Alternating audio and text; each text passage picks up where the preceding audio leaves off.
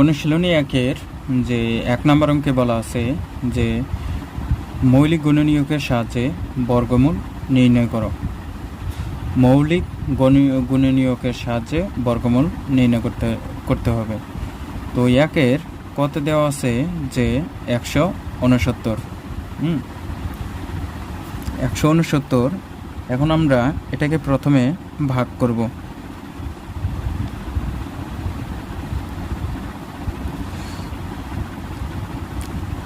প্রথমে দেখতে হবে যে অঙ্কটার শেষে কত আছে।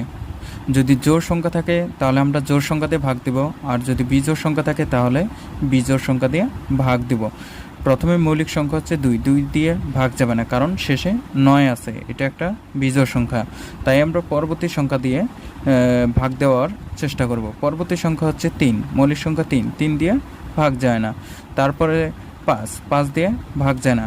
এইভাবে দেখতে দেখতে আমরা যদি ১৩ দিয়ে ভাগ করি, ১৩ দিয়ে ভাগ করলে ১৩ বের হয়, আর এখানে ১৬৯। ১৩ আর ১৩ যদি গুণ করি তাহলে ১৬৯ মিলে যাবে। তো অতএব আমরা লিখতে পারি যে নির্ণেয় বর্গমূল ১৩।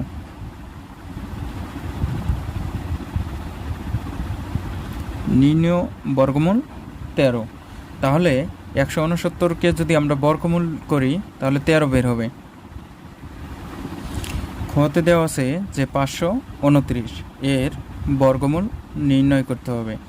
তো প্রথমে ৫২৯-এর বর্গমূল নির্ণয় করব। তো এইখানেও দেখব যে এইখানে শেষে অঙ্ক সংখ্যাটা জোড় নাকি বিজোড়। যদি বিজোড় থাকে তাহলে বিজোড় মৌলিক সংখ্যা দিয়ে ভাগ করার চেষ্টা করব। তো এইটা ৯ একটা বিজোড় সংখ্যা, তাহলে এখানে জোড় সংখ্যা দিয়ে ভাগ করা যাবে না।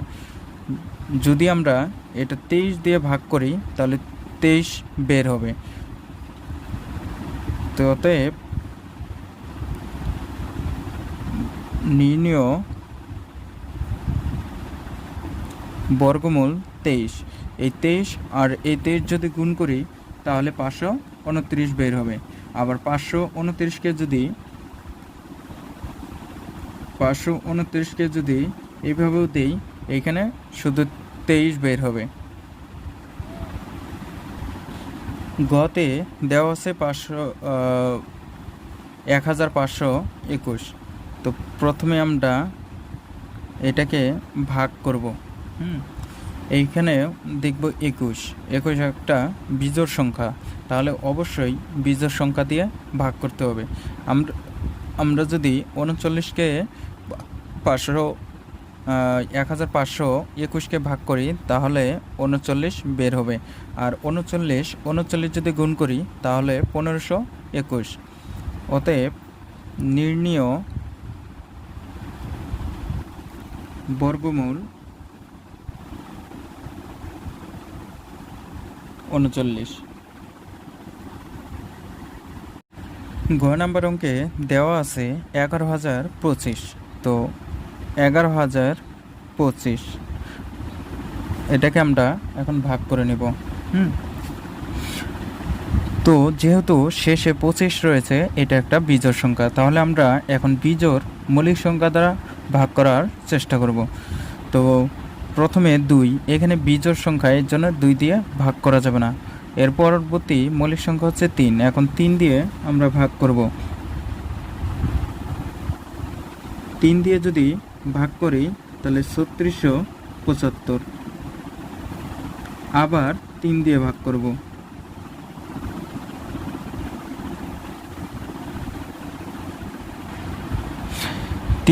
৩ বারং ৩৬, ৩ পঁচিশং ৭৫। এবার আর ৩ দিয়ে ভাগ যায় না। এরপরে মৌলিক সংখ্যা হচ্ছে ৫, এরপরে ৫ দিয়ে ভাগ করব। ৫ দুগুণে ১০, ৫ ৪-এ ২০, আর ৫ ৫-এ ২৫। আবার ৫ দিয়ে ভাগ করব। এখন আমরা ৭ দিয়ে ভাগ করলাম, ৭ ৭-এ ৪৯। তো এখন আমরা লিখতে পারি যে অতএব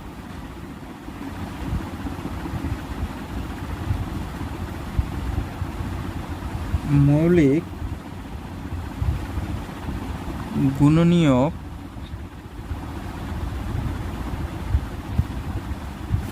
বিশ্লেষণ করে পাই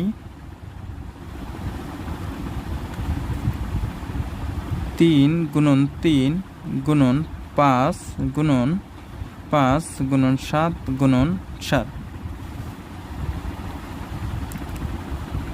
আমরা এখন দুইটা একই সংখ্যা, এজন্য জোড়া করে নেব।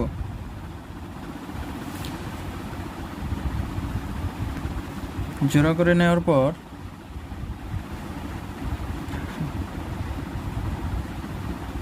প্রতি জোড়া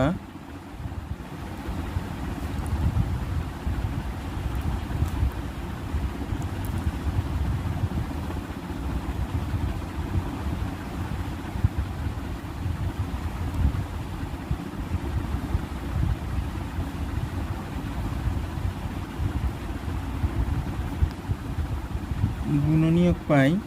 এখানে দুইটা 3, এখানে একটা 3 নেব। এখানে দুইটা 5, একটা 5 নেব। এখানে দুইটা 7, একটা 7 নেব।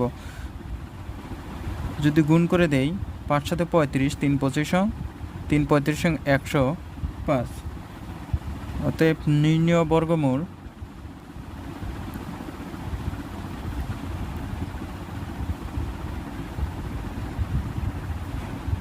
105।